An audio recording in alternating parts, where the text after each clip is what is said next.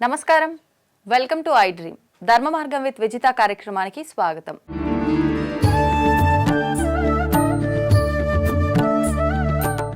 ప్రస్తుతం మనతో పాటు ఉన్నారు ప్రముఖ ఆధ్యాత్మికవేత్త, ఋగ్వేద అధ్యాపకులు, ప్రవచనకర్త సంతోష్ కుమార్ గణపాటి గారు. ఇప్పుడు వారితో మాట్లాడి సంక్రాంతి విశిష్టత గురించి అడిగి తెలుసుకుందాం. నమస్కారం అండి. ఓం నమో గణపతయే. ముందుగా మన ప్రేక్షకులందరికీ భోగి, సంక్రాంతి, కనుమ శుభాకాంక్షలు. గురుగారు, సంక్రాంతి రాబోతోంది. సంక్రాంతి అనగానే అందరికీ గుర్తొచ్చేది గాలిపటాలు, భోగి పళ్ళు, భోగి మంటలు, హరిదాసులు, గంగిరెద్దుల విన్యాసాలు, ఇవన్నీ కూడా గుర్తొస్తుంటాయి. దీంతో పాటు ఇంకొకటి, మనకు సంక్రాంతి అనేది మనందరము జరుపుకునేది సంవత్సరంలో ఒక్కసారి మాత్రమే, అది కూడా ఈ జనవరి మాసంలో వచ్చేది మాత్రమే మనం జరుపుకుంటాం. కానీ ప్రతి నెల మనకు సంక్రాంతి ఉంటుంది అని చెప్పి మనం అవన్నీ జరుపుకోము. ప్రత్యేకించి ఈ మాసంలో వచ్చే ఈ సంక్రాంతినే జరుపుకుంటాము. ఎందుకని? మనం మిగతా పండుగలన్నీ కూడా ఒక రోజుకి పరిమితమయ్యి ఆ విధంగానే ఉంటూ ఉంటాయి. కానీ సంక్రాంతి అనగానే మనకి 3 రోజులుగా మనం జరుపుకుంటూ ఉంటాము. ప్రతి ఒక్క రోజు కూడా దేనికది విశిష్టత కలిగి ఉంటుంది. ఏంటి ఆ విశిష్టత గురించి తెలియజేయండి. సంక్రాంతి పండుగ ఏ విధంగా జరుపుకోవాలి, సంక్రాంతి గురించి చెప్పండి అని అడుగుతూ ఉన్నారు. సంక్రాంతి అని అంటే అర్థం ఏమిటంటే సంక్రమణము అని అర్థం అండి. సూర్యుడు యొక్క సంక్రమణం.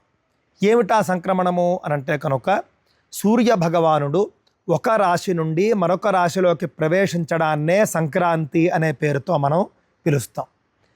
మనలో చాలా తక్కువ మందికి తెలిసినటువంటి విషయం ఏమిటి అని అంటే సంవత్సరంలో 12 సంక్రాంతులు ఉంటాయి. కానీ మనం పండుగగా ఆచరించుకునేది మాత్రం మకర సంక్రాంతినే. దానికి ఏమిటి కారణము అని అంటే మకర సంక్రాంతి ఉత్తరాయణాన్ని ప్రారంభింపజేస్తుంది. అందుకనే మకర సంక్రమణం మనం పండుగగా చేసుకుంటాం. మనకు సంవత్సరంలో 2 అయనాలు ఉంటాయండి, దక్షిణాయనము మరియు ఉత్తరాయణము అని. ఉత్తరాయణము ప్రశస్తమైనటువంటి కార్యక్రమాలకి ఎక్కువగా చెప్పబడింది. దక్షిణాయనంలో మాత్రం మనం ఆ విధంగా ప్రశస్తమైనటువంటి శుభ కార్యక్రమాలు ఎక్కువగా చేసుకోం, ఉత్తరాయణంలోనే ఎక్కువగా చేసుకుంటాం. కావున ఉత్తరాయణ ప్రారంభకాలం కాబట్టి మకర సంక్రాంతిని మనం పండుగగా చేసుకుంటూ ఉంటాం. మొట్టమొదటి విషయం. ఇక మకర సంక్రాంతి పండుగ ఏ విధంగా చేసుకోవాలి అనంటే మకర సంక్రాంతి పండుగ భోగి, సంక్రాంతి, కనుమ ఈ 3 రోజులు కూడా మనం జరుపుకుంటామండి. భోగి రోజున మనం చేసేటటువంటిది ముఖ్యంగా భోగి మంట వేయడం. భోగి మంటలో మనం చలి కాచుకుంటాం. ఊరూరా వాడవాడా కూడా భోగి మంట వేసుకుంటారు. ఇందులో ఒక రహస్యం ఉందండి.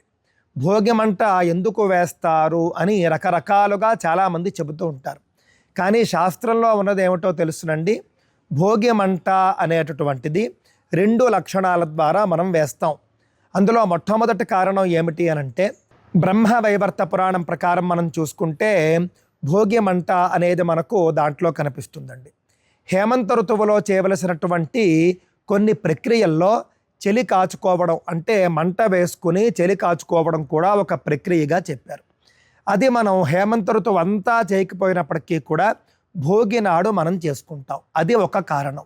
ఇక రెండవ కారణం మనం చూసుకుంటే కనుక మకర సంక్రమణం. ఇందాక చెప్పాను చూసారా, 12 సంక్రాంతుల్లోనూ కూడా మనం 12 దానాలు చేసుకోవాలి.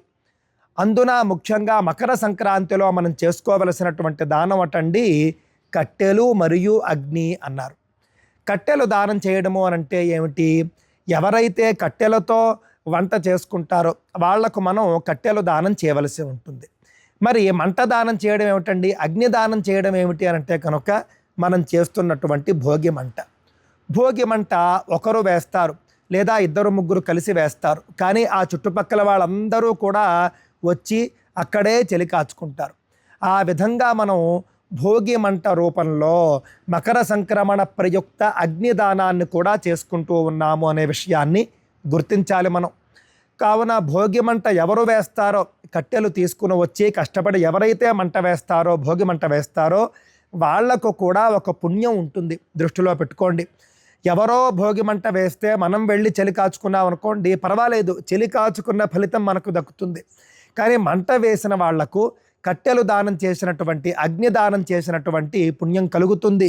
కావున భోగి మంటతో మనకు పండుగ ప్రారంభమవుతుంది. ఆ తరువాతి రోజు సంక్రాంతి. సంక్రాంతి రోజున ముఖ్యంగా చెప్పబడినటువంటి కర్మలు: స్నానం చేయాలి. స్నానం చేసిన తర్వాత కొత్త బట్టలు ధరిస్తాం మనం. ఆ తరువాత ముఖ్యంగా దానాలు చెప్పారు. దానం చేయాలండి. సంక్రాంతి నాడు మనం కొత్త బట్టలు వేసేసుకుని మనం షికారికి వెళ్ళిపోవడం కాదు.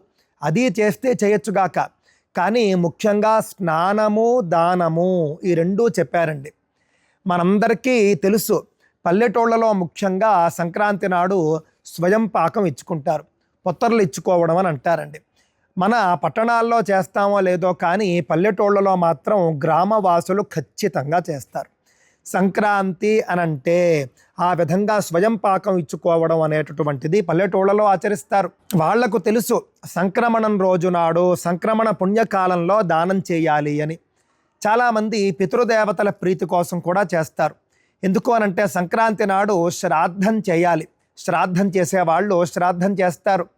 కావున ఆ శక్తి లేని వాళ్ళు, ఆ అవకాశం లేని వాళ్ళు శ్రాద్ధ ప్రయుక్తంగా స్వయం పాకం ఇచ్చుకుంటారు.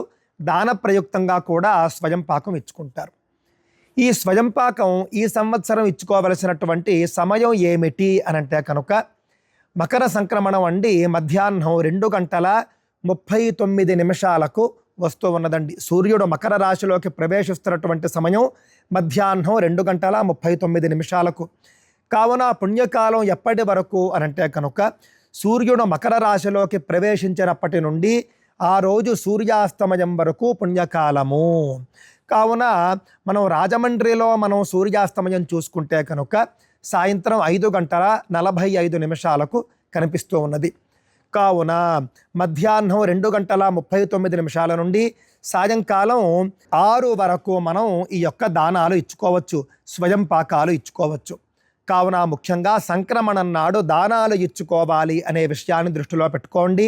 ఇందాక చెప్పుకున్నట్లుగా కట్టెలు దానం చేసుకోవడము, అగ్ని దానం చేసుకోవడంతో మొదలుపెట్టి సంక్రాంతి నాడు ఏ వస్తువు మనం దానం చేయడానికి అవకాశం ఉంటే ఆ వస్తువును దానం చేసుకోవాలి.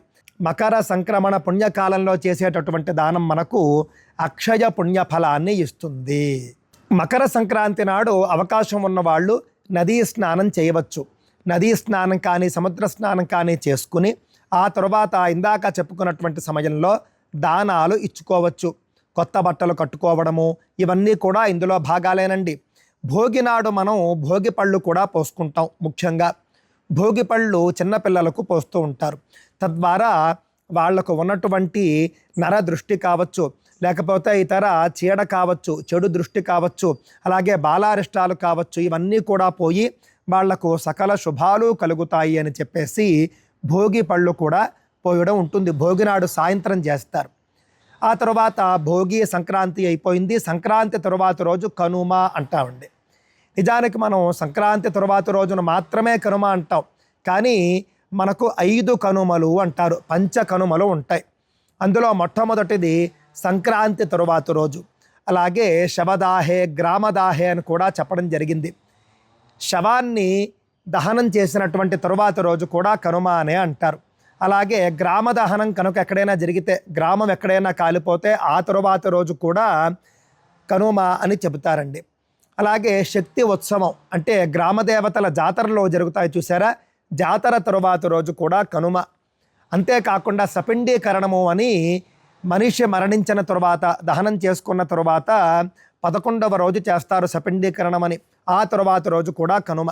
సంక్రాంతి తరువాత రోజు, గ్రామ దహనం జరిగిన రోజు, అలాగే శవదహనం చేసినటువంటి రోజు, జాతర చేసుకున్నటువంటి రోజు, సపిండీకరణ చేసుకున్నటువంటి రోజు, ఈ 5 రోజులకు తరువాతి రోజును కనుమ అని అంటారండి. ఈ 5 కనుమల్లోనూ కూడా ప్రయాణం ఎట్టి పరిస్థితుల్లోనూ చేయకూడదు. కనుమ నాడు కాకి కూడా ప్రయాణం చేయదు అని ఒక నానుడి ఉన్నది. కావున కనుమ నాడు ముఖ్యంగా మనం ప్రయాణం చేయకుండా ఒక చోట మనం స్థిరంగా ఉండిపోవాలి. కనుమ నాడు రైతులు ముఖ్యంగా పశువులకు ఉత్సవాలు చేసుకుంటారు. పశువుల్ని కడగడం కానీ, అలాగే పశువుల్ని అలంకరించడం కానీ, ఉప్పు చెక్క అని చెప్పేసి అడవికి వెళ్ళి రకరకాల వస్తువుల్ని, చెక్కలను తీసుకుని వస్తారు. రకరకాల మూలికలను తీసుకుని వస్తారు. తీసుకుని వచ్చి ఆ మూలికలను ఉప్పుతో కలిపి దంచి ఒక పదార్థాన్ని, ఆహార పదార్థాన్ని తయారు చేస్తారు. తినకపోయినా కూడా పశువులకు బలవంతంగానైనా సరే ఈ ఉప్పు చెక్కను తినిపిస్తారు. తద్వారా పశువులు సంవత్సరం అంతా కూడా ఆరోగ్యంగా ఉంటాయి అని మనకు పురాణాలు చెబుతూ ఉన్నాయండి. ఈ విధంగా మనం చేసుకోవాలి సంక్రాంతి పండుగ. సంక్రాంతి పండుగకు సంబంధించి మీకు మరేమైనా సందేహాలు ఉంటే కనుక తప్పక నన్ను అడగండి, నేను తెలియజేస్తాను. సంక్రాంతి విశిష్టత గురించి చాలా చక్కగా తెలియజేశారండి. ధన్యవాదాలు. స్వస్తి.